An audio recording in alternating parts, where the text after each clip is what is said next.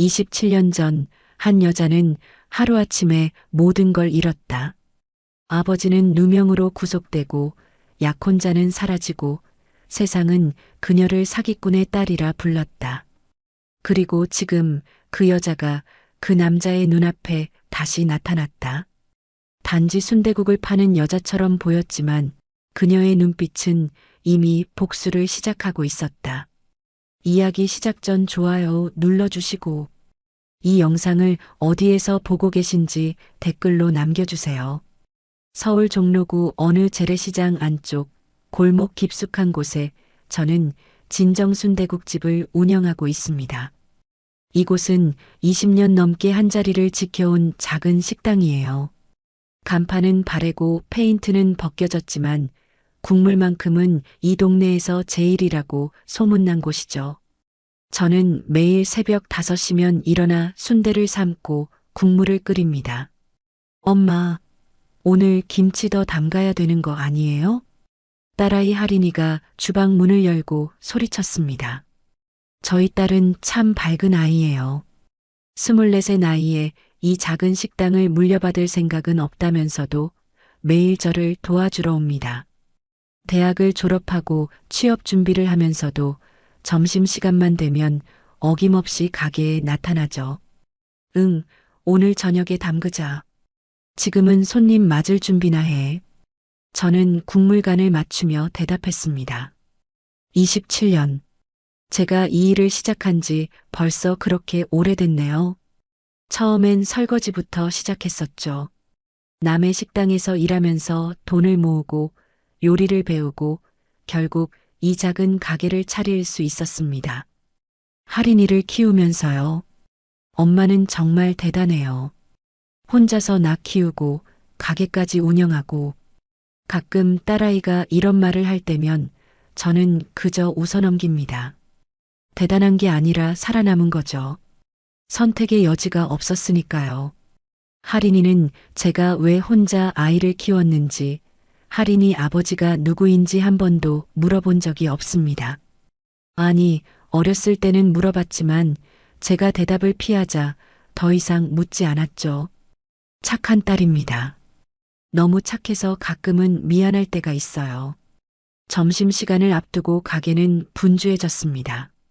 단골 손님 몇 분이 먼저 들어오셨고 곧이어 직장인들이 하나둘 자리를 채우기 시작했습니다. 저는 능숙하게 순대를 썰고 국물을 부어 상을 내보냈습니다. 이 일은 이제 제 몸에 완전히 배어서 생각하지 않아도 손이 먼저 움직입니다. 사장님, 여기 순대국 특 하나요. 곱창 추가해 주세요. 주문 소리가 끊이지 않았습니다. 할인이는 홀에서 주문을 받고 저는 주방에서 요리를 했습니다. 이것이 저희의 일상이었습니다. 특별할 것 없는 그저 평범한 하루하루였죠. 아침에 일어나서 재료를 준비하고 손님을 맞이하고 설거지를 하고 장을 보고 다시 내일을 준비하는 삶. 지난 20년이 그랬고 앞으로도 그럴 거라고 생각했습니다. 그런데 그날은 달랐습니다. 어서 오세요. 할인이의 밝은 목소리가 들렸습니다. 저는 습관적으로 주방 창문 너머로 홀을 바라봤습니다. 그리고 그 순간 제 손이 멈췄습니다. 정장을 입은 남자가 가게 문을 열고 들어오고 있었습니다. 고급스러운 회색 수트, 반듯하게 빗어넘긴 머리, 그리고 그 걸음걸이, 심장이 쿵 내려앉았습니다. 아니, 이럴 리가 없어. 제 눈을 의심했습니다. 27년이 지났는데 설마 제가 그 사람을 알아볼 수 있을까요? 하지만 확신이 들었습니다. 저 사람이었습니다. 강도윤. 제가 사랑했던 남자. 제가 떠나보내야 했던 남자. 제가 27년 동안 단 하루도 잊지 못했던 그 사람이었습니다. 손님 몇 분이세요? 할인이가 물었습니다. 남자는 잠시 주변을 둘러보더니 구석 자리를 가리켰습니다. 혼자요. 저기 앉을게요. 목소리까지 그대로였습니다. 조금 더 낮아지고 무게감이 생겼지만 분명 그 사람의 목소리였습니다. 저는 황급히 고개를 돌렸습니다. 들키면 안 돼. 아직은 안 돼. 순대국 하나 주세요. 특으로요. 네. 금방 나갑니다. 할인이가 주문을 외쳤고 저는 기계적으로 손을 움직였습니다. 순대를 썰고 내장을 담고 뜨거운 국물을 부었습니다. 하지만 제 손은 떨리고 있었습니다. 칼을 쥔 손가락에 힘이 들어가지 않았어요. 27년 만에 느끼는 감정이었습니다. 두려움과 분노, 그리고 말로 표현할 수 없는 복잡한 감정들이 한꺼번에 밀려왔습니다. 진정해, 이서정. 진정하라고. 상을 들고 나가려는 순간 할인이가 먼저 들고 나갔습니다. 손님, 순대국 나왔습니다. 할인이가 상을 놓으며 환하게 웃었습니다. 그때였습니다. 손님, 저 시계. 할인이의 목소리에 제 심장이 다시 한번 쿵 내려앉았습니다. 저는 슬며시 주방 창문으로 그쪽을 바라봤습니다. 남자의 왼쪽 손목에는 시계가 차고 있었습니다. 파텍 필름 문페이지, 은빛 케이스에 파란색 문페이지 다이얼이 새겨진 그 시계. 저 시계, 우리 엄마 거랑 똑같아요. 진짜 신기하다. 엄마도 똑같은 거 가지고 계신데. 할인이가 신기해하며 말했습니다. 남자의 표정이 굳어지는 게 보였습니다. 그는 천천히 시계를 내려다봤습니다. 그래요? 그의 목소리에 미세한 떨림이 있었습니다. 저만 알아챌 수 있는 그런 떨림이요. 네. 엄마 시계도 뒤에 영어로 뭐라고 새겨져 있어요. 제가 어렸을 때부터 봤는데 엄마가 엄청 소중하게 간직하시거든요. 한 번도 안 차시고 서랍에만 넣어두시는데. 할인아, 제발 그만. 저는 속으로 애원했습니다. 하지만 딸아이는 모르고 계속 말했습니다. 손님 시계 뒤에도 뭐라고 써 있어요? 남자는 잠시 망설이다가 천천히 시계를 풀었습니다. 그리고 뒷면을 보여줬습니다. 저는 그 글자를 외우고 있었습니다. 수천 번도 넘게 읽었던 그 문장을요. 시간은 거짓말하지 않는다. 할인이가 천천히 읽었습니다. 우와, 우리 엄마 거랑 정말 똑같다. 시간은 거짓말하지 않는다. 엄마가 자주 하시는 말씀이기도 해요. 이거 완전 우연의 일치네요. 그 순간 남자가 천천히 고개를 들어 주방 쪽을 바라봤습니다. 저는 재빨리 몸을 숨겼지만 이미 늦었습니다. 우리의 눈이 마주쳤습니다. 단 1초. 하지만 그 1초는 영원처럼 느껴졌습니다. 남자의 눈이 커졌습니다. 믿을 수 없다는 표정, 경악, 혼란, 그리고 무언가 더 복잡한 감정들이 그의 눈에 스쳐 지나갔습니다. 제가 알던 그 눈이었습니다. 27년 전 저를 바라보던 바로 그 눈이었어요. 저는 고개를 돌렸습니다. 그리고 칼을 들어 다시 순대를 썰기 시작했습니다.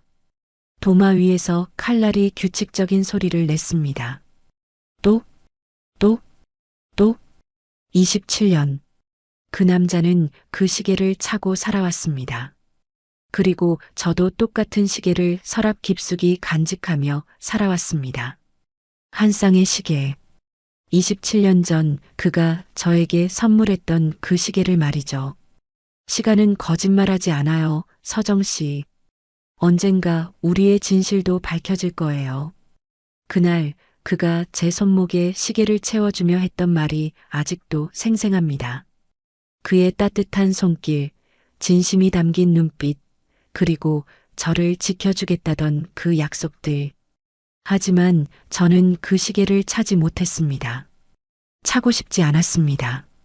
왜냐하면 그 시계는 우리가 함께할 수 없게 된 그날의 증거였으니까요. 모든 것이 무너진 그날, 저는 그 시계를 벗어서 서랍 깊숙이 넣었습니다. 그리고 다시는 꺼내보지 않았죠. 할인이만 어렸을 때 우연히 발견해서 알고 있을 뿐입니다. 남자는 천천히 식사를 마쳤습니다. 국물 한 방울까지 깨끗이 비웠더군요. 예전에도 그랬어요. 제가 끓인 국물을 항상 남김없이 먹어주던 사람이었습니다. 할인이가 계산을 받으러 갔고 그는 지갑을 꺼냈습니다. 그리고 가게를 나서기 직전 한 번 더 주방 쪽을 바라봤습니다. 저는 외면했습니다. 아직은 마주할 수 없었습니다. 준비가 되지 않았어요. 문이 닫히는 소리가 들렸습니다. 엄마, 방금 그 손님 되게 신기했어요. 엄마 시계랑 똑같은 거 차고 계시다니. 할인이가 신나서 말했지만 저는 대답하지 못했습니다. 그저 고개만 끄덕였을 뿐입니다. 그가 돌아왔습니다. 27년 만에 제 앞에 다시 나타났습니다. 그리고 이제 모든 것이 시작될 것입니다. 제가 27년 동안 준비해온 것들이, 숨겨온 것들이 이제 하나씩 드러날 것입니다. 시간은 거짓말하지 않으니까요. 그날 밤 저는 잠을 이루지 못했습니다. 할인이가 잠든 후에도 저는 주방에 앉아 그 시계를 꺼내보고 있었습니다. 27년 만에 처음으로요. 시간은 거짓말하지 않는다. 뒷면에 새겨진 글씨를 손끝으로 천천히 쓰다듬었습니다. 그의 목소리가 들리는 것 같았어요. 27년 전 25이었던 저에게 이 시계를 선물하던 그날의 목소리가요. 서정아, 이거 받아. 그날 도윤이는 수줍게 웃으며 작은 상자를 건넸습니다. 저희는 대학교 동아리에서 만났어요. 그는 경영학과 1학년 선배였고 저는 회계학과 신입생이었죠. 처음엔 그저 선후배 사이였지만 시간이 지나면서 서로에게 특별한 사람이 되어갔습니다. 오빠, 이거 너무 비싼 거 아니에요? 제가 놀라서 물었던 기억이 납니다. 파텍 필립이라는 브랜드는 저도 알고 있었거든요. 학생이 선물하기엔 너무 고가였죠. 아르바이트 1년치 모은 거야. 서정이 너한테 주고 싶었어. 우리 약속하자. 이 시계처럼 시간이 지나도 변하지 않는 사람이 되자. 그렇게 그는 제 손목에 시계를 채워줬습니다. 그리고 자기 손목에도 똑같은 시계를 차며 웃었죠. 한 쌍이야. 우리처럼. 그때가 가장 행복한 순간이었습니다. 하지만 그 행복은 1년도 채 가지 못했어요. 제 아버지는 당시 강일건설이라는 큰 건설회사에서 회계팀장으로 일하고 계셨습니다. 성실하고 정직한 분이셨죠. 그런데 어느 날 갑자기 횡령 혐의로 검찰 조사를 받게 되셨어요. 420억 원이라는 거액이 증발했고 모든 증거가 아버지를 가리키고 있었습니다. 아버지는 하지 않으셨어요. 절대로. 저는 울부짖었지만 아무도 믿어주지 않았습니다. 언론은 사기꾼 회계사라는 제목으로 아버지를 매도했고 저희 가족은 하루아침에 범죄자 가족이 되었습니다. 그리고 그때 도윤이의 아버지가 바로 그 강일건설의 회장이었다는 사실이 밝혀졌죠. 서정아, 미안해. 우리 아버지가 내 아버지 사건에 관여하고 계셔. 도윤이는 괴로워했습니다. 하지만 저는 그를 원망할 수 없었어요. 그도 피해자였으니까요. 오빠는 잘못이 없어요. 우리 계속 만나요. 하지만 세상은 우리를 그냥 두지 않았습니다. 도윤이 아버지의 회사 사람들이 저를 찾아왔어요. 그중 한 명이 바로 윤태섭이었습니다. 당시 그는 강일건설의 상무였죠. 이서정 씨, 현명한 선택을 하세요. 도윤이의 앞길을 망치고 싶지 않으시다면요. 그의 차가운 눈빛이 아직도 생생합니다. 협박이었습니다. 제가 도윤이 곁을 떠나지 않으면 도윤이의 미래를 보장할 수 없다는 것이었죠. 그리고 며칠 후 아버지가 구속되셨습니다. 어머니는 충격으로 쓰러지셨고 저는 모든 것을 포기해야 했습니다. 대학도 사랑도 모든 것을요. 오빠, 우리 이제 그만 만나요. 서정아, 뭔 소리야? 우리 함께 이겨내자고. 내가 변호사 선임할게. 내 아버지 결백 증명할 수 있어. 안 돼요. 오빠 인생까지 망칠 순 없어요. 제가 그를 떠난 그날, 저는 시계를 벗어 손에 쥐고 있었습니다. 그에게 돌려주고 싶었지만 그러지 못했어요. 이 시계만이 우리가 사랑했다는 유일한 증거였으니까요. 그리고 그로부터 3개월 후, 저는 할인이를 임신했다는 것을 알게 되었습니다. 하지만 도윤이에게는 알리지 않았어요. 알려서는 안 됐습니다. 그는 자신의 인생을 살아야 했으니까요. 저는 서울을 떠나 시골로 내려갔습니다. 그곳에서 작은 식당에 취직해서 일하며 할인이를 낳았죠. 그리고 27년 동안 저는 단 한 번도 그를 찾아가지 않았습니다. 새벽 3시 저는 시계를 다시 서랍에 넣었습니다. 그리고 생각했죠. 그가 왜 지금 나타난 걸까? 우연일까 아니면 한편 그 시각 도윤이도 잠들지 못하고 있었을 거예요. 아마도 저와 똑같은 생각을 하면서요. 다음 날 아침 저는 평소처럼 가게를 열었습니다. 하지만 마음은 전혀 평소 같지 않았죠. 손님들이 들어오고 주문을 받고 요리를 하는 동안에도 저는 계속 어제 일을 떠올렸습니다. 엄마, 오늘 왜 이래요? 멍하기만 하고. 할인이가 걱정스러운 얼굴로 물었습니다. 아니야, 괜찮아. 그냥 좀 피곤한가 봐. 저는 애써 웃으며 대답했습니다.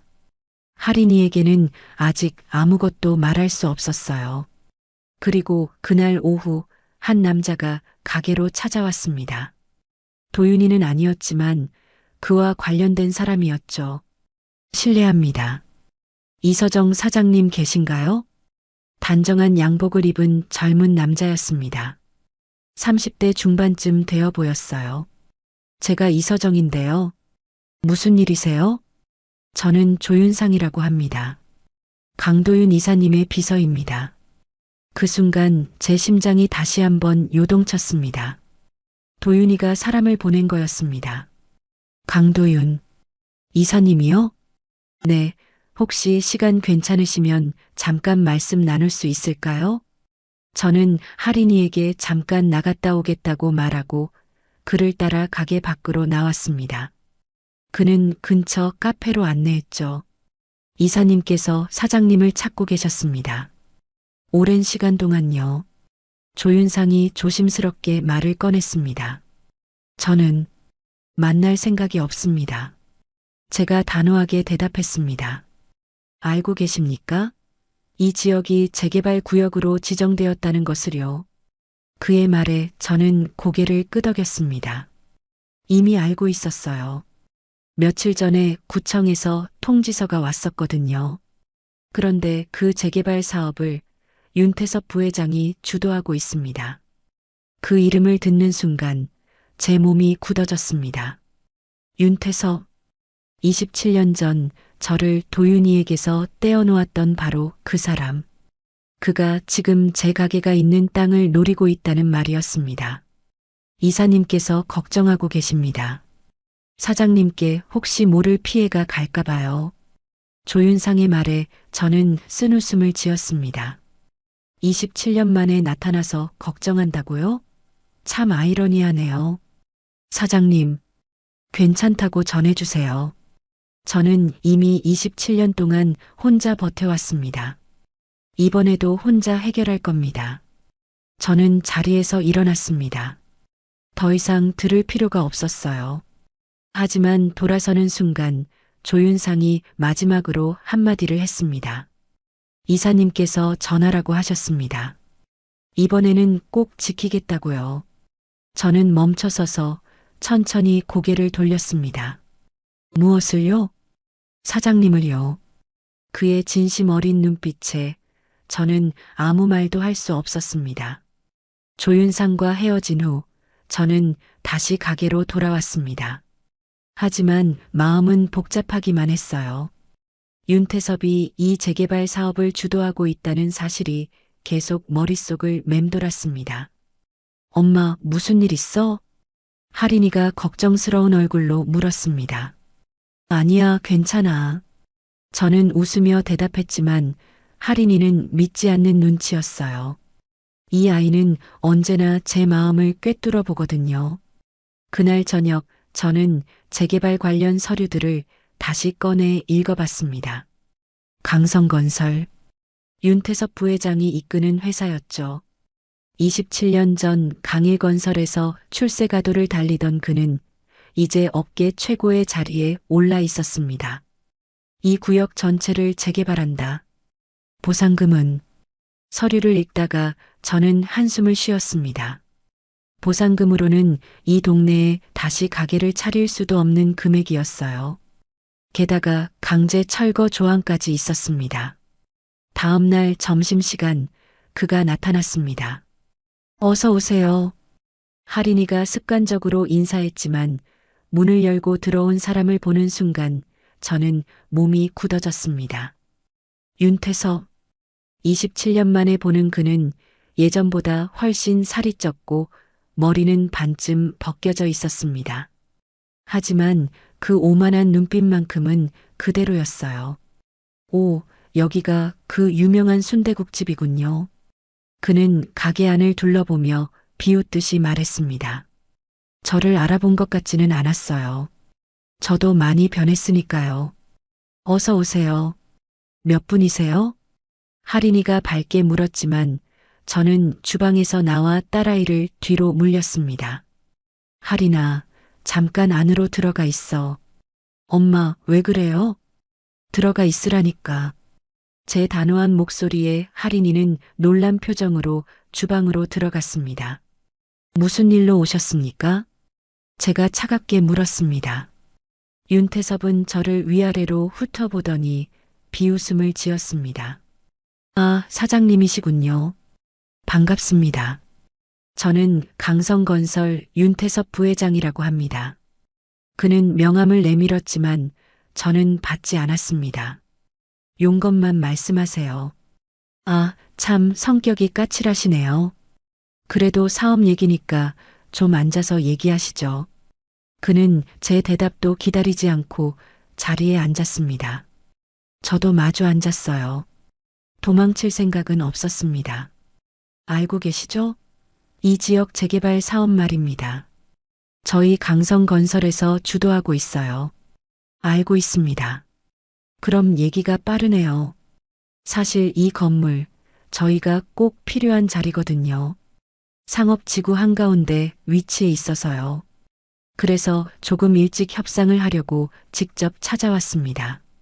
그의 말투는 공손했지만 눈빛은 전혀 그렇지 않았어요. 협상이라니요? 네, 보상금 말입니다. 구청에서 책정한 금액에서 저희가 조금 더 얹어드릴 수 있어요. 대신 빨리 나가주시면요. 만약 거절하면요? 제가 물었습니다. 윤태섭의 얼굴에서 미소가 사라졌습니다. 거절은 좋은 선택이 아닙니다, 사장님. 어차피 이 지역은 전부 재개발될 겁니다. 결국엔 나가셔야 해요. 그런데 왜 굳이 힘든 길을 선택하시려고 하십니까? 제가 20년 넘게 지켜온 가게입니다. 쉽게 포기할 수 없어요. 20년. 윤태섭이 턱을 쓰다듬으며 저를 다시 쳐다봤습니다. 그리고 갑자기 눈을 크게 떴어요. 혹시 이서정? 제 이름을 부르는 순간 저는 알았습니다. 그가 저를 기억해냈다는 것을요. 그래, 당신이었군. 27년 전 그 사기꾼의 딸. 그의 목소리에 조롱이 가득했습니다. 제 주먹이 저절로 쥐어졌어요. 제 아버지는 사기꾼이 아니었습니다. 증거는 다 있었잖아요. 법원에서도 유죄 판결 받으셨고, 아, 맞다. 감옥에서 돌아가셨죠? 참 안타까운 일이에요. 그의 말에 제 안에서 무언가가 끓어올랐습니다. 하지만 저는 참았어요. 지금은 감정을 드러낼 때가 아니었습니다. 나가주십시오. 세월이 이렇게 흘렀는데 아직도 여기 계셨네요? 그때 강도윤, 도련님이랑 결혼이라도 했으면 편하게 살았을 텐데. 아, 그랬다면 지금쯤 재벌 부인이었겠네. 그런데 참 어리석게도 스스로 떠나셨잖아요. 나가라고 했습니다. 제 목소리가 커졌습니다. 주방에서 할인이가 걱정스러운 얼굴로 문을 열고 나왔어요. 엄마, 할인아, 들어가 있어. 윤태섭이 할인이를 보더니 의미심장한 웃음을 지었습니다. 혹시 딸, 나이가 24? 5? 제 얼굴이 굳어졌습니다. 그가 무엇을 눈치챈 것 같았어요. 재미있는데요. 혹시 도윤이가 알고 있나요? 자기한테 딸이 있다는 걸? 당신은 아무것도 모릅니다. 아, 모르는군요. 그렇다면 더 재미있어지는데? 27년 동안 숨겨온 비밀이라. 만약 도윤이가 알게 되면 어떻게 될까요? 감히 협박하는 겁니까? 협박이라니요. 저는 그냥 좋은 제안을 드리는 겁니다. 조용히 이 가게를 정리하시고 나가주세요. 그럼 저도 굳이 옛날 얘기를 꺼낼 필요가 없겠죠. 윤태섭이 자리에서 일어났습니다. 그리고 저를 내려다보며 말했어요. 일주일 드리겠습니다. 일주일 안에 결정하세요. 안 그러면 그는 말을 끝내지 않고 가게 문을 차고 나갔습니다. 문이 닫히자마자 할인이가 달려왔습니다. 엄마, 방금 그 사람 누구야? 왜 저렇게 무례하게 구는 거야? 괜찮아, 할인아. 괜찮을 리가 없잖아. 엄마 표정 봐. 완전 창백해졌어. 할인이가 제 손을 잡았습니다. 따뜻한 딸의 손이었죠. 엄마는 정말 괜찮아. 그 사람 그냥 재개발 때문에 온 거야. 재개발? 설마 우리 가게를 빼앗으려고? 그럴 수도 있어. 안 돼. 이 가게는 우리 인생이잖아. 엄마가 20년 넘게 지켜온 건데. 할인이의 눈에 눈물이 고였습니다. 저는 딸을 꼭 안아줬어요. 할인아, 엄마를 믿어. 엄마가 지킬게. 어떻게? 상대는 재벌이잖아. 방법이 있어. 분명히 있을 거야. 저는 딸을 안으며 조용히 다짐했습니다. 윤태섭, 이번에는 당신이 무너질 차례입니다. 27년 전처럼 제가 당하고만 있지는 않을 겁니다. 그날 밤 저는 오래된 상자 하나를 꺼냈습니다. 거기에는 아버지가 남기신 서류들이 들어 있었어요. 27년 동안 간직해온 것들이었습니다. 아버지, 이제 때가 온 것 같아요. 저는 서류들을 펼쳐놓고 하나하나 읽기 시작했습니다. 진실은 결국 드러나게 되어 있으니까요. 그날 밤부터 저는 아버지가 남기신 서류들을 샅샅이 뒤지기 시작했습니다. 27년 동안 손도 대지 않았던 낡은 파일들이었죠. 먼지가 수북이 쌓여 있었고 종이는 누렇게 변색되어 있었습니다. 엄마, 뭐 하는 거야? 새벽 2시야. 할인이가 졸린 눈으로 거실로 나왔습니다. 아, 할인아. 미안, 깨웠니? 불 켜져 있어서 나왔어. 엄마, 그거 뭐야? 할인이가 서류 더미를 가리켰습니다. 저는 잠시 망설이다가 말했어요. 할아버지 유품이야. 할아버지? 할인이는 제가 부모님 얘기를 거의 하지 않는다는 걸 알고 있었습니다. 그래서 더 이상 묻지 않았죠. 엄마, 힘든 일 있으면 나한테 말해. 나 이제 다 컸잖아. 딸아이의 따뜻한 말에 가슴이 먹먹해졌습니다. 알았어, 할인아. 들어가서 자. 엄마도 금방 잘게. 하지만 저는 잠들지 않았습니다. 새벽까지 서류들을 읽었어요. 그러다가 아버지의 수첩 하나를 발견했습니다. 1998년 3월 15일. 장부에서 이상한 점을 발견했다. 420억 원이 증발했다. 윤 상무에게 보고해야 하나. 아버지의 필체였습니다. 떨리는 손으로 다음 페이지를 넘겼어요. 1998년 3월 20일. 윤 상무가 나를 불렀다. 장부를 수정하라고 했다. 거부했더니 협박을 받았다. 가족이 위험하다고. 심장이 두근거렸습니다. 아버지는 알고 계셨던 거예요. 윤태섭이 배우라는 것을요. 1998년 3월 25일. 오늘 검찰에 자수하기로 결심했다. 진실을 밝혀야 한다. 서정희와 아내에게 미안하다. 그 다음 날 아버지는 체포되셨습니다. 하지만 자수가 아니라 횡령범으로 긴급 체포되신 거였죠. 누군가 아버지보다 먼저 움직인 겁니다. 저는 떨리는 손으로 수첩을 덮었습니다. 그리고 다른 서류들을 더 뒤졌어요. 거기에는 아버지가 몰래 복사해 두신 계좌 명세서들이 있었습니다. 27년 전 자료였지만 여전히 유효한 증거였어요. 윤태섭, 그의 이름이 여러 곳에 나와 있었습니다. 비자금 조성, 횡령 금액 은닉, 그리고 증거 조작까지. 다음 날 아침 저는 평소보다 일찍 가게를 열었습니다. 손님이 없는 시간에 조용히 생각을 정리해야 했거든요. 그때 누군가 문을 두드렸습니다. 죄송합니다. 아직 영업 전인데요. 이서정 사장님, 저예요. 조윤상입니다. 도윤이의 비서였습니다. 저는 문을 열어줬어요. 이렇게 일찍 무슨 일이세요? 이사님께서 조사를 마쳤습니다. 사장님께 보고 드리라고 하셨어요. 조윤상은 서류 봉투를 내밀었습니다. 저는 봉투를 열어 내용물을 꺼냈어요. 이건 놀라움의 말을 잇지 못했습니다. 거기에는 27년 전 사건의 진실이 담겨 있었습니다.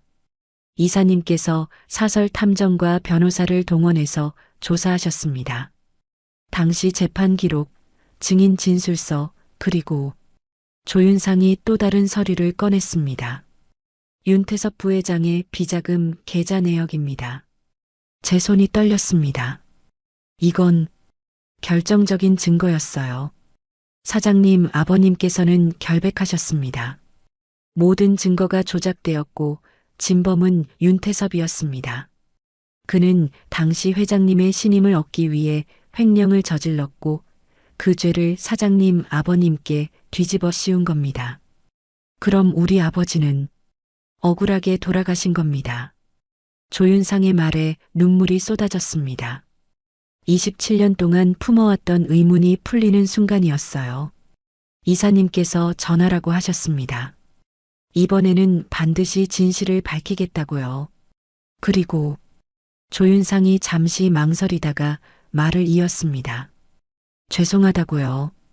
당신을 지키지 못해서요. 저는 고개를 숙였습니다. 눈물을 보이고 싶지 않았거든요. 이사님은 지금 어디 계세요? 회사에 계십니다. 윤태섭 부회장을 조사하고 계세요. 혼자서요? 이사님은 현재 강일건설 경영전략본부 이사님이십니다. 회장님께서도 전폭적으로 지원하고 계시고요. 그제야 알았습니다. 도윤이가 27년 동안 무엇을 해왔는지를요. 그는 아버지의 회사에 남아서 진실을 밝힐 기회를 노리고 있었던 겁니다. 감사합니다. 조윤상 씨. 도윤, 이사님께 전해주세요.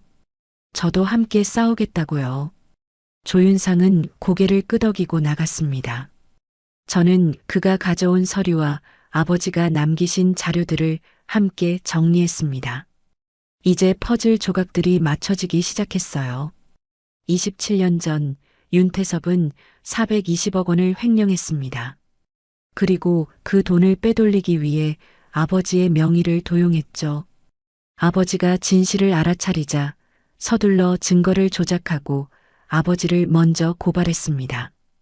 그리고 저와 도윤이의 관계를 알게 된 윤태섭은 저를 협박해서 도윤이와 헤어지게 만들었어요. 만약 제가 저항했다면 어머니와 저까지 위험에 처했을 겁니다. 비겁한 인간. 저는 이를 악물었습니다. 하지만 이제는 달랐어요. 이제는 증거가 있었고 함께 싸울 사람도 있었습니다.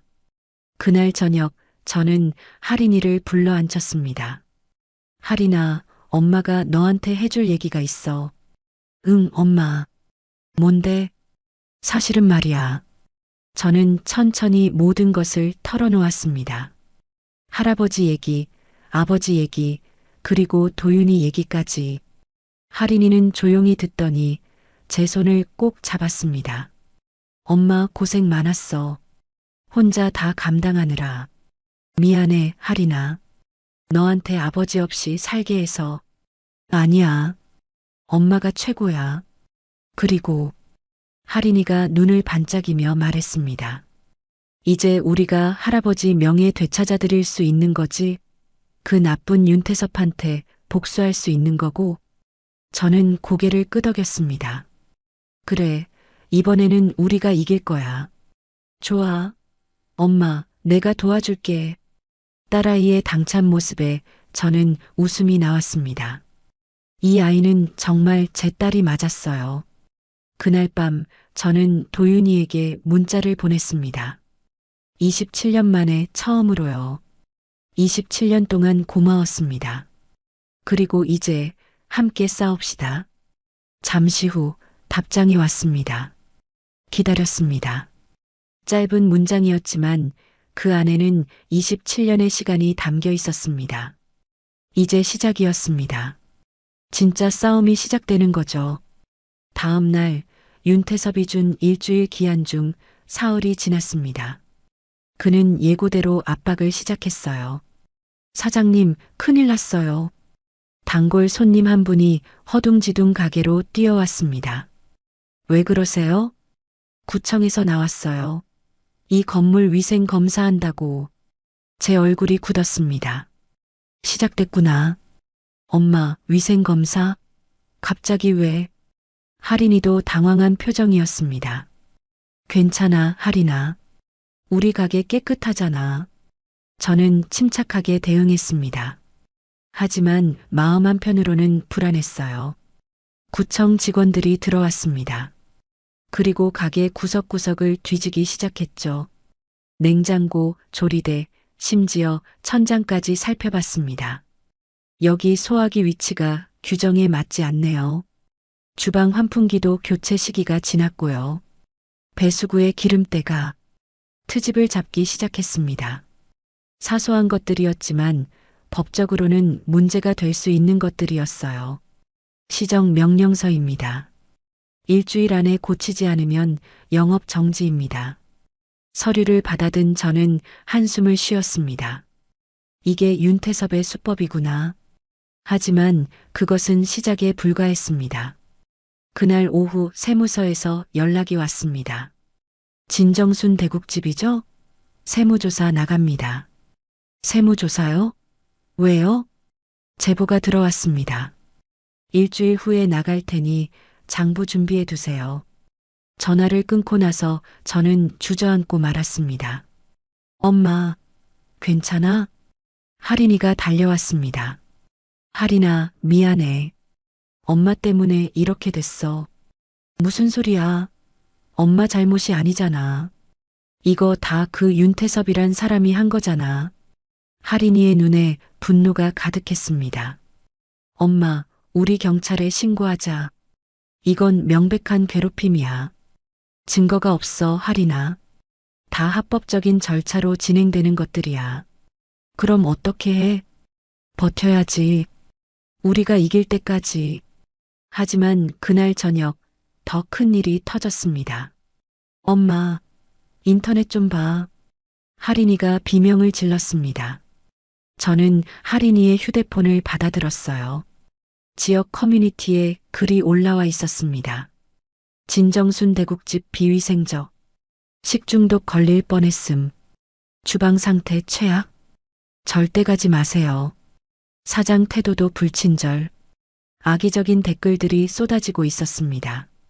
전부 거짓말이었어요. 하지만 사람들은 믿었습니다. 이런 조작된 후기들이야. 엄마 어떡해? 손님들이 이거 보면. 할인이의 걱정대로 다음 날부터 손님이 뚝 끊겼습니다. 점심시간인데도 가게는 텅 비어 있었어요. 사장님, 인터넷에 나쁜 소문이 돌던데. 사실이에요? 단골 손님 한 분이 조심스럽게 물었습니다. 아니에요. 전부 거짓이에요. 저희 가게 얼마나 깨끗한지 아시잖아요. 저야 믿죠. 하지만 다른 사람들은 그분도 안타까운 표정을 지으며 나갔습니다. 저는 빈 가게에 앉아 한숨을 쉬었습니다. 윤태섭은 제가 스스로 포기하기를 바라고 있었어요. 엄마, 울지 마. 할인이가 제 어깨를 안았습니다. 저도 모르게 눈물이 흐르고 있었던 거예요. 할인아, 미안해. 엄마가 약해서. 아니야. 엄마는 강해. 가장 강한 사람이야. 그때 가게 문이 열렸습니다. 도윤이었습니다. 도윤 씨? 저는 황급히 눈물을 닦았습니다. 서정 씨, 27년 만에 듣는 제 이름이었습니다. 그의 목소리는 여전히 따뜻했어요. 여긴 어떻게? 윤태섭이 움직이고 있다는 거 알아요. 조윤상한테 보고받았어요. 도윤이는 제 맞은편에 앉았습니다. 할인이는 눈치 있게 주방으로 들어갔죠. 미안해요, 서정 씨. 제가 더 빨리 움직였어야 했는데. 아니에요. 이건 제 싸움이에요. 아니에요. 우리의 싸움이에요. 도윤이가 제 손을 잡았습니다. 27년 만에 느끼는 그의 온기였어요. 서정 씨, 제가 도울게요. 끝까지 함께 할게요. 하지만 윤태섭은 부회장이잖아요. 도윤 씨가 나서면 회사에서 상관없어요. 이건 정의의 문제니까요. 그의 눈빛은 확고했습니다. 그리고 제가 늦게 알았어요. 할인이라는 아이가 제 딸이라는 걸요. 제 심장이 멈추는 것 같았습니다. 어떻게? 조윤상이 조사하다가 알게 됐어요. 나이를 계산해 보니 도윤이의 목소리가 떨렸습니다. 왜 말하지 않았어요? 왜 혼자 키웠어요? 할 수 없었어요. 그때는 도윤 씨 인생을 망칠 수 없었으니까요. 그건 제가 결정할 문제였잖아요. 도윤이의 목소리가 커졌습니다. 그의 눈에도 눈물이 고여 있었어요. 27년. 저는 27년 동안 제 딸의 얼굴도 모르고 살았어요. 아버지 노릇도 못하고. 미안해요. 저도 울음을 터뜨렸습니다. 27년 동안 참아왔던 눈물이었어요. 이제는 제가 책임질게요. 서정 씨도 할인이도, 도윤 씨, 그리고 윤태섭, 반드시 무너뜨릴 거예요. 법적으로 정당하게. 그의 눈빛에 강한 의지가 담겨 있었습니다. 주방 문이 조금 열리고 할인이가 울먹이는 얼굴로 나왔습니다. 다 들었나 봐요. 저기, 그럼 저 아빠가 있는 거예요? 할인이의 물음에 도윤이가 고개를 끄덕였습니다. 그래, 할인아. 미안해. 아빠가 너무 늦게 알았어. 아빠. 할인이가 눈물을 흘리며 도윤이에게 다가갔습니다. 도윤이는 서툴게 딸을 안아줬어요. 그렇게 우리 세 사람은 27년 만에 처음으로 함께 울었습니다. 하지만 이 감동도 잠시, 현실은 여전히 냉혹했습니다. 다음 날 가게 앞에 철거 예정 안내문이 붙었습니다. 이 건물은 재개발 구역으로 지정되어 3개월 후 철거 예정입니다. 3개월. 저희에게 남은 시간이었습니다. 엄마, 우리 어떻게?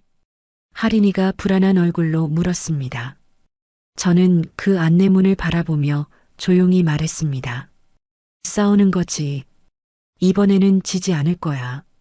그리고 저는 도윤이에게 전화를 걸었습니다.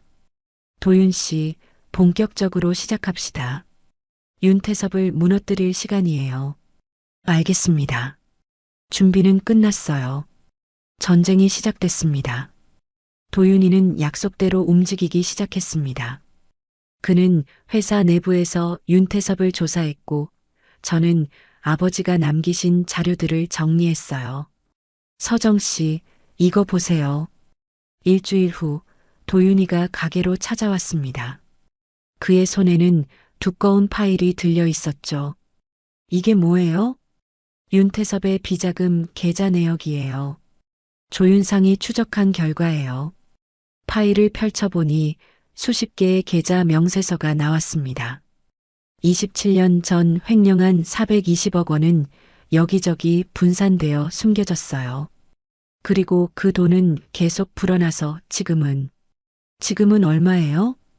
약 1,500억 원입니다. 제 입이 떡 벌어졌습니다. 그 돈으로 부동산도 사들이고 주식도 운용했어요. 전부 불법 자금이죠. 이걸로 고발할 수 있어요? 할 수 있어요. 하지만 윤태섭도 가만히 있지 않을 거예요. 그는 변호사 군단을 갖고 있고 정치권 인맥도 많아요. 도윤이의 말에 저는 고민에 빠졌습니다. 그럼 어떻게 해야 해요? 결정적인 증거가 필요해요. 대중이 움직일 만한 증거요. 바로 그때였습니다. 할인이가 뛰어들어왔어요. 엄마, 아빠, 뉴스 봤어? 할인이가 휴대폰을 보여줬습니다. 뉴스 기사가 떠 있었죠. 강성건설, 재개발 사업 관련 비리 의혹. 이게 기자가 제보를 받았대요. 윤태섭 부회장이 재개발 사업에서 뇌물을 받았다는 거예요. 저와 도윤이는 서로를 바라봤습니다. 누가 제보한 거죠? 모르겠어요. 익명이래요. 기사는 윤태섭의 재개발 비리를 상세히 다루고 있었습니다.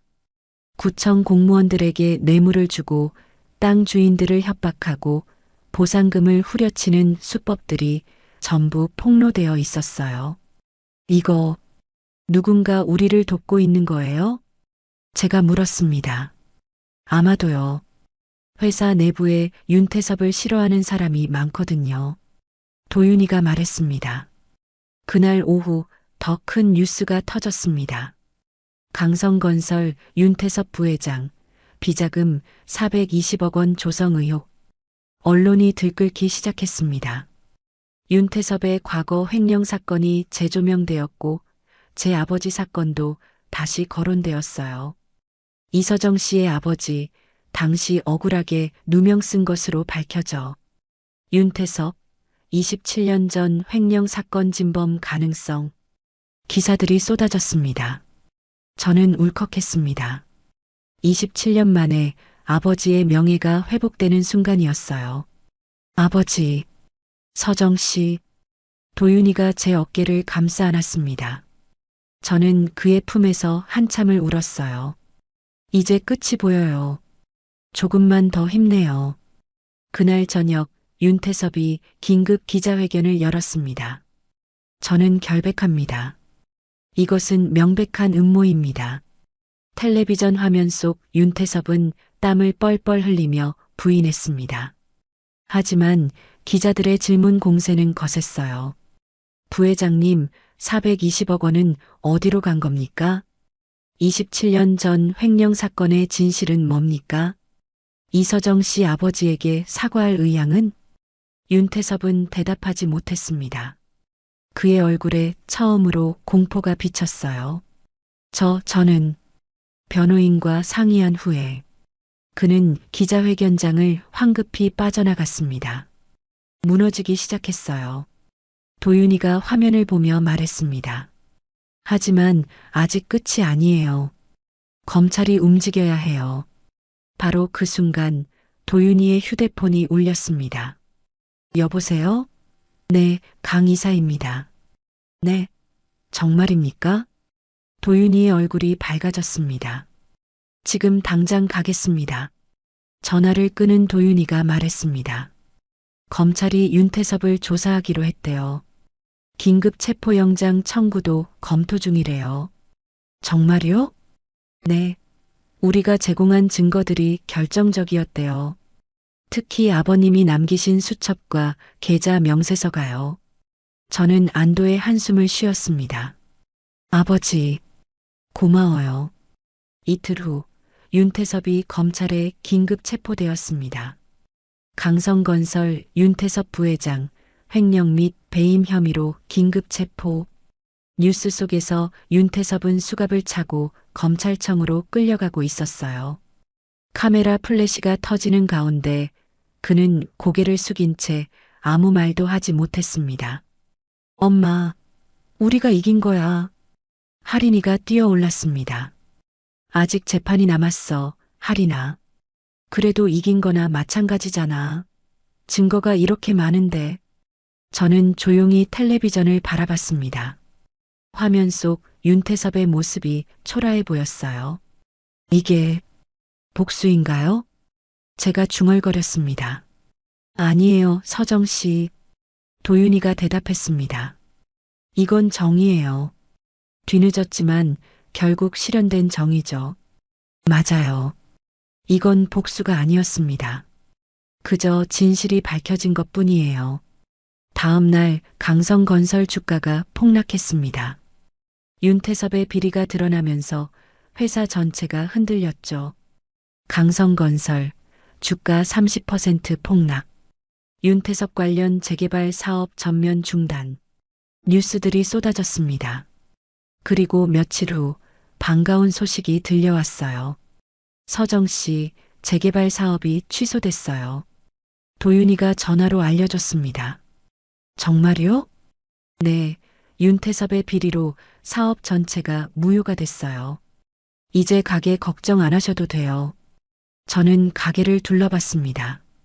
20년 넘게 지켜온 이 공간이 이제 안전해진 거예요. 감사합니다, 도윤 씨. 천만에요. 당연한 일을 했을 뿐이에요. 그리고 한 달 후 윤태섭에게 구속영장이 발부되었습니다. 횡령, 배임, 뇌물공여, 증거인멸. 혐의가 15가지나 되네요. 하린이가 기사를 읽으며 말했습니다. 최소 10년은 감옥에 있을 거래요. 저는 아무 말도 하지 않았습니다. 그저 아버지의 사진을 바라볼 뿐이었어요. 아버지, 이제 편히 쉬세요. 아버지는 결백했어요. 모두가 알게 됐어요. 시간은 거짓말하지 않았습니다. 27년이 걸렸지만 결국 진실이 밝혀졌으니까요. 윤태섭이 체포된 지 일주일 후 그는 보석으로 풀려났습니다. 100억 원이 넘는 보석금을 내고 나온 거였죠. 100억이나 되는 돈을 어떻게 마련한 거래요? 제가 도윤이에게 물었습니다. 비자금이 더 있었나 봐요. 우리가 추적하지 못한 계좌들이 있을 겁니다. 도윤이의 목소리에 걱정이 묻어났습니다. 위험할 수도 있어요. 윤태섭은 궁지에 몰린 쥐처럼 행동할 거예요. 그의 예감은 맞았습니다. 이틀 후 윤태섭이 도윤이를 찾아갔습니다. 도윤이의 회사 사무실로 직접 쳐들어온 거예요. 강도윤 나와. 윤태섭의 고함 소리에 사무실이 술렁였습니다. 조윤상이 급히 막아섰지만 윤태섭은 거칠게 밀쳐냈죠. 부회장님 진정하세요. 여기는 회사입니다. 닥쳐. 도윤이, 내가 한 짓이지? 내가 날 이렇게 만든 거지? 윤태섭은 술에 취한 상태였습니다. 눈은 충혈되어 있었고 옷매무새도 흐트러져 있었어요. 도윤이는 침착하게 일어났습니다. 조윤상 씨, 다른 분들은 나가시게 해주세요. 부회장님과 둘이서 얘기하겠습니다. 하지만 이사님, 괜찮습니다. 직원들이 모두 나가고 사무실에는 둘만 남았습니다. 무슨 할 말이라도 있으십니까? 도윤이가 차분하게 물었습니다. 너도 이 회사에서 살아남으려면 내 편이어야 했어. 왜 날 배신했어? 배신이 아닙니다. 저는 그저 진실을 밝혔을 뿐입니다. 진실? 웃기는 소리 하고 있네. 27년 전 일을 왜 지금 들춰내는 거야? 다 지난 일이잖아. 윤태섭이 소리쳤습니다. 지난 일이 아닙니다. 아직도 그 피해자가 살아있고 그 상처가 남아있습니다. 이서정 그 여자 때문이지? 아직도 그 여자를 잊지 못한 거야? 조심하세요. 서정 씨를 함부로 말하지 마십시오. 도윤이의 목소리가 낮아졌습니다.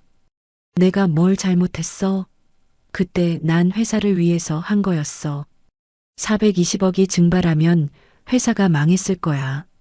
그래서 무고한 사람에게 죄를 뒤집어 씌운 겁니까? 한 가정을 파괴한 겁니까? 그 정도는 감수해야지. 큰일을 위해서는 작은 희생이 필요한 거야. 윤태섭의 말에 도윤이는 고개를 저었습니다.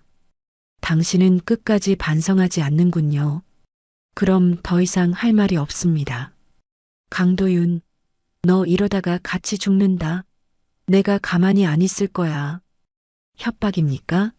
그것도 녹음하고 있으니 조심하시죠. 도윤이가 책상 위에 녹음기를 가리켰습니다. 윤태섭의 얼굴이 붉어졌어요. 이 자식이. 윤태섭이 주먹을 들었지만 문이 열리며 경비원들이 들어왔습니다. 부회장님, 나가주셔야겠습니다. 손 치워. 나 윤태섭이야. 이 회사 부회장이라고. 이미 이사회에서 해임되셨습니다. 나가주십시오. 경비원들이 윤태섭을 끌어냈습니다. 그는 끝까지 욕설을 퍼부으며 끌려갔죠. 도윤이는 창문 너머로 윤태섭이 끌려가는 모습을 지켜봤습니다. 그리고 저에게 전화를 걸었어요. 서정 씨, 조심하세요. 윤태섭이 보석으로 풀려났고 지금 매우 위험한 상태입니다.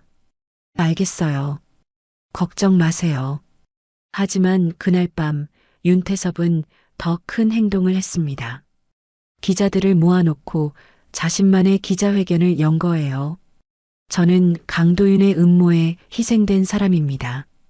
텔레비전 화면 속 윤태섭은 억지스러운 연기를 하고 있었습니다. 강도윤은 회사 경영권을 차지하기 위해 저를 모함했습니다. 이서정이라는 여자와 짜고 증거를 조작한 겁니다. 저 사람 미쳤나 봐. 하린이가 화면을 보며 말했습니다. 이제 정말 끝이네요. 저렇게까지 하다니. 저도 고개를 저었습니다. 윤태섭은 마지막 발악을 하고 있었어요. 엄마, 우리도 뭔가 해야 하지 않아? 응. 이제 제대로 말해야 할 때가 온 것 같아. 저는 결심했습니다. 이제 숨을 필요가 없었어요. 다음 날 저는 방송국 인터뷰 요청을 받아들였습니다. 시사 프로그램에서 직접 나와서 얘기해달라는 거였죠. 서정 씨, 괜찮겠어요? 도윤이가 걱정스럽게 물었습니다. 괜찮아요. 이제는 떳떳하니까요. 방송 당일 저는 스튜디오에 앉아 있었습니다. 카메라 앞에 서는 건 처음이었지만 떨리지 않았어요. 시청자 여러분, 안녕하십니까? 오늘은 최근 논란이 되고 있는 강성건설 횡령 사건의 피해자 이서정 씨를 모셨습니다. 앵커가 저를 소개했습니다. 이서정 씨, 27년 전 사건에 대해 말씀해 주시겠습니까? 네. 제 아버지는 당시 강일건설의 회계팀장이셨습니다. 성실하고 정직한 분이셨죠. 저는 차분하게 말하기 시작했습니다. 하지만 어느 날 갑자기 횡령 혐의로 체포되셨습니다. 420억 원이라는 거액의 횡령 혐의였어요. 아버지는 결백하다고 하셨지만 아무도 믿어주지 않았습니다. 그런데 최근 진범이 윤태섭 씨라는 것이 밝혀졌죠? 네. 제 아버지는 오히려 그 사실을 발견하셨던 분이었습니다. 하지만 윤태섭은 증거를 조작하고 아버지에게 모든 죄를 뒤집어 씌웠어요. 제 목소리는 떨리지 않았습니다. 27년 동안 참아왔던 진실이었으니까요. 아버지는 감옥에서 돌아가셨습니다. 결백을 주장하시다가 심장마비로 쓰러지셨죠. 그때 제 나이 26이었습니다. 많이 힘드셨겠습니다. 앵커의 목소리에 동정이 묻어났습니다. 네. 하지만 저는 포기하지 않았습니다. 아버지가 남기신 자료들을 간직하며 27년을 버텼어요. 그리고 이제 진실이 밝혀졌습니다. 윤태섭 씨에게 하고 싶은 말씀이 있으신가요? 잠시 침묵이 흘렀습니다. 저는 카메라를 똑바로 바라봤어요. 당신은 제 아버지의 명예를 빼앗았습니다. 제 가족을 파괴했습니다. 그리고 27년 동안 그 돈으로 호의호식하며 살았죠. 하지만 이제 끝입니다. 시간은 거짓말하지 않으니까요. 방송이 나간 후 여론이 들끓었습니다. 이서정 씨 인터뷰 봤는데 눈물 났어요. 윤태섭은 반드시 처벌받아야 합니다. 27년 동안 얼마나 힘들었을까. 댓글들이 쏟아졌습니다. 대부분이 저를 응원하는 내용이었어요. 그리고 사흘 후 결정적인 순간이 왔습니다. 윤태섭 전 부회장, 보석 취소되어 재구속. 뉴스 속보가 떴습니다. 윤태섭이 다시 체포된 거예요. 도주 및 증거인멸 우려로 검찰이 보석 취소 신청. 법원 보석 취소 결정. 윤태섭 즉시 구속. 기사들이 연달아 나왔습니다. 저는 텔레비전 화면을 보며 조용히 눈물을 흘렸습니다. 아버지 봤죠? 결국 정의가 이겼어요. 할인이가 제 어깨에 머리를 기댔습니다. 엄마, 수고했어. 정말 고생 많았어. 고마워, 할인아. 그날 저녁 도윤이가 가게로 찾아왔습니다. 서정 씨, 도윤 씨, 우리는 마주 앉았습니다. 27년 만에 처음으로 편안하게요.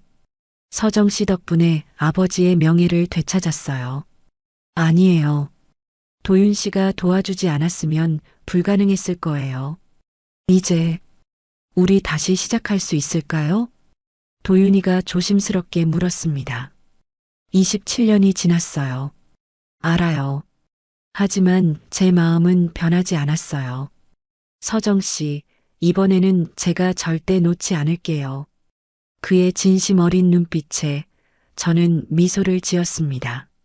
천천히 가요. 우리에겐 시간이 있으니까요. 네.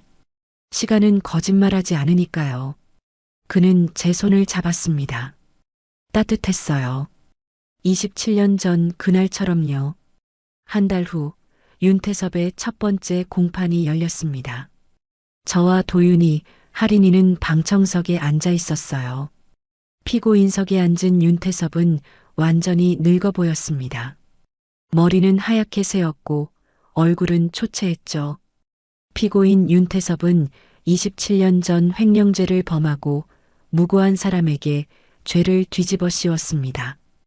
또한 최근까지 비자금을 운용하며 뇌물공여, 협박 등 각종 범죄를 저질렀습니다. 검사의 논고가 이어졌습니다. 구형은 징역 15년입니다. 법정이 술렁였습니다.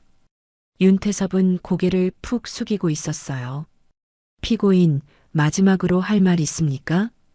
판사가 물었습니다. 윤태섭은 천천히 고개를 들었습니다. 그리고 저를 바라봤어요.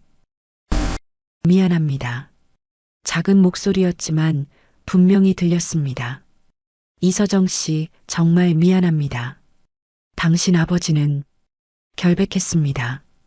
처음으로 인정하는 순간이었습니다. 저는 아무 말도 하지 않았어요. 그저 조용히 그를 바라봤을 뿐입니다. 재판이 끝나고 우리는 법원을 나왔습니다. 엄마, 속이 좀 시원해? 할인이가 물었습니다. 응, 이제야. 진짜 숨이 쉬어지는 것 같아. 저는 깊게 숨을 들이마셨습니다. 가을 하늘이 맑았어요. 이제 정말 끝난 거죠? 응, 끝났어. 도윤이가 제 손을 꼭 잡았습니다. 아니, 이제 시작이에요. 우리의 새로운 시작이요. 우리는 함께 걸어갔습니다. 27년이라는 긴 터널을 지나 마침내 빛을 향해서요. 그로부터 6개월이 지났습니다. 진정순 대국집은 예전보다 더 활기를 찾았습니다. 윤태섭의 재판 결과가 나온 후 언론에서 저희 가게를 많이 다뤄줬거든요. 덕분에 손님이 몰려들어서 매일 점심시간이면 줄을 서야 할 정도였어요. 사장님, 여기 순대국 둘이요. 곱창 추가요. 주문 소리가 끊이지 않았습니다. 엄마, 오늘도 재료 다 떨어지겠는데? 할인이가 정신없이 주문을 받으며 말했습니다. 괜찮아. 내일 새로 받으면 돼. 저는 웃으며 대답했습니다. 바쁜 게 좋았어요. 살아있다는 느낌이 들었거든요. 가게 간판 밑에는 새로운 문구가 새겨져 있었습니다. 시간은 거짓말하지 않는다. 마이너스 타임 네버 라이즈. 도윤이가 선물해준 현판이었어요. 깔끔한 글씨로 한글과 영어가 함께 새겨져 있었죠. 엄마, 이 문구 보면 볼수록 좋다. 진짜 우리 이야기 같아. 할인이가 현판을 올려다보며 말했습니다. 그러게. 시간이 오래 걸렸지만 결국 진실이 밝혀졌으니까. 저는 국물을 저으며 대답했습니다. 김이 모락모락 피어올랐어요. 엄마, 근데 요즘 표정이 완전 달라졌어.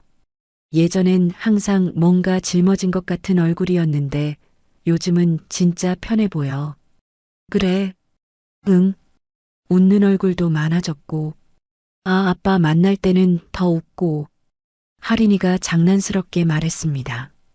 제 얼굴이 뜨거워졌어요. 야, 이 녀석이. 어머, 엄마 얼굴 빨개졌다. 우리는 웃으며 장난을 쳤습니다. 이런 평범한 일상이 얼마나 소중한지 이제는 잘 알고 있었어요. 점심시간이 끝나갈 무렵 도윤이가 들어왔습니다. 어서 오세요. 할인이가 먼저 인사했습니다. 할인아, 잘 지냈니? 네, 아빠. 할인이는 이제 자연스럽게 도윤이를 아빠라고 불렀습니다. 처음엔 어색했지만 시간이 지나면서 익숙해졌죠. 오늘은 무슨 일로? 제가 물었습니다. 그냥 보고 싶어서요. 도윤이가 수줍게 웃었습니다. 50이 넘은 남자가 이렇게 수줍어할 수 있다니 귀여웠어요. 순대국 드실 거예요? 네. 서정 씨가 끓인 국물이 제일 맛있어요. 알았어요. 특으로 드릴게요. 저는 정성스럽게 순대를 썰고 국물을 부었습니다. 도윤이는 구석 자리에 앉아서 가게를 둘러봤어요. 여기 참 좋네요. 따뜻하고 20년 넘게 제 인생이었으니까요. 앞으로도 계속 하실 거예요? 당연하죠. 이게 제 일인걸요. 저는 상을 들고 그의 앞에 앉았습니다. 근데 도윤 씨는 회사 일은 괜찮아요? 요즘 자주 오시는데. 괜찮아요. 윤태섭이 구속된 후로 회사가 안정을 찾았거든요. 제 업무도 많이 줄었고요. 도윤이는 국물을 한 숟가락 뜨고 만족스러운 표정을 지었습니다. 역시 맛있어요. 맛있으면 자주 오세요. 매일 올까요? 그럼 살 찌워요. 우리는 웃었습니다. 27년 전 대학생이었던 우리는 이렇게 장난치며 데이트했었죠. 서정 씨, 네. 27년 동안 정말 혼자 버티느라 힘들었죠? 도윤이의 진지한 눈빛에 저는 고개를 끄덕였습니다. 힘들었어요. 하지만 할인이가 있어서 버틸 수 있었어요. 제가 몰라서 미안해요. 만약 알았다면 괜찮아요. 이미 지난 일이에요. 하지만 도윤 씨, 저는 그의 말을 끊었습니다. 과거에 얽매이지 말아요. 우리에게는 지금이 있잖아요. 도윤이는 잠시 저를 바라보다가 천천히 고개를 끄덕였습니다. 맞아요. 지금이 있죠. 그는 주머니에서 작은 상자를 꺼냈습니다. 이거 받아주실래요? 상자를 열자 반지가 들어 있었습니다. 심플한 디자인의 은반지였어요. 이건 청혼은 아니에요. 아직 그럴 때가 아니라는 거 알아요. 그냥 약속의 증표예요. 이번에는 절대 놓지 않겠다는.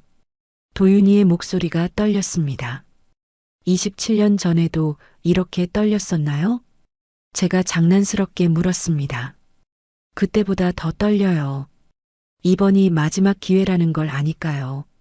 저는 반지를 꺼내 손가락에 끼워 봤습니다. 딱 맞았어요.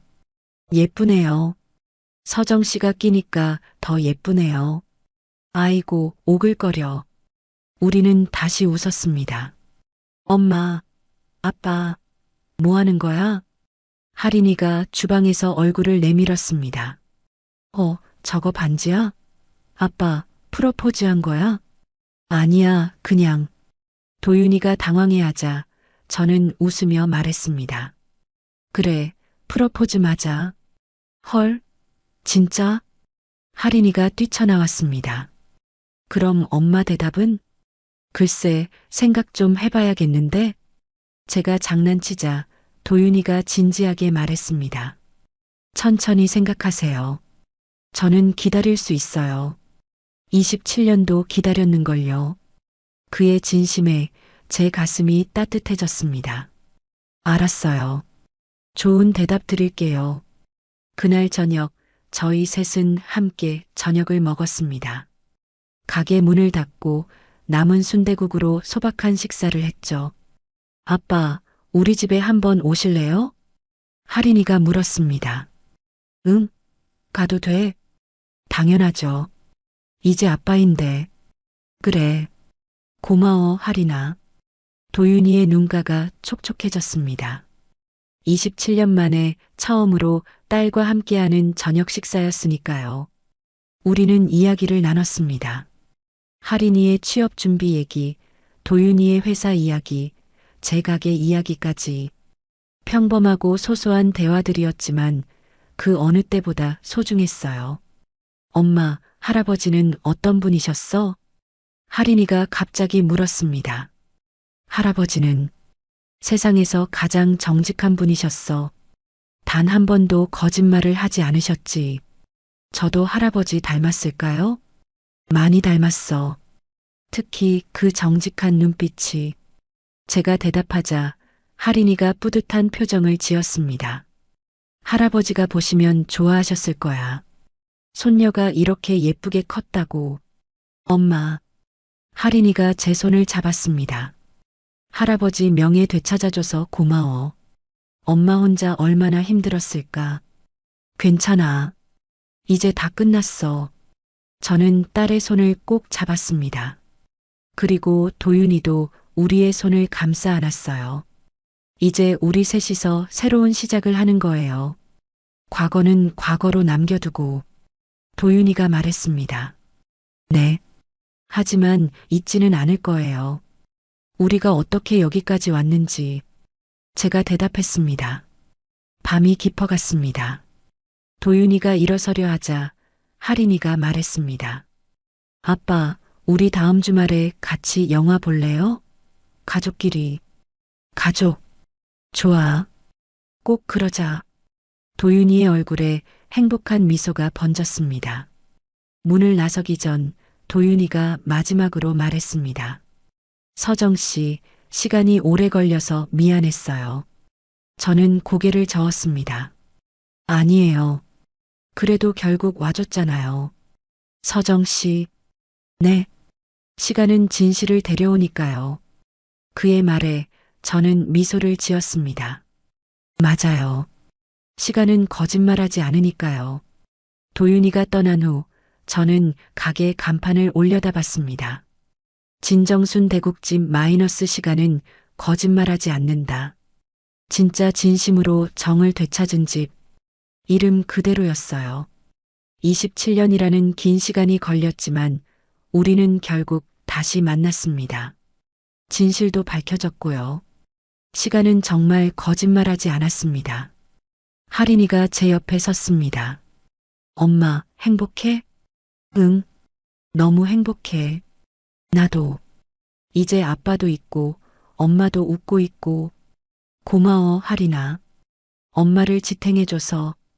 당연한 거지. 엄마는 나한테 세상에서 제일 소중한 사람이야.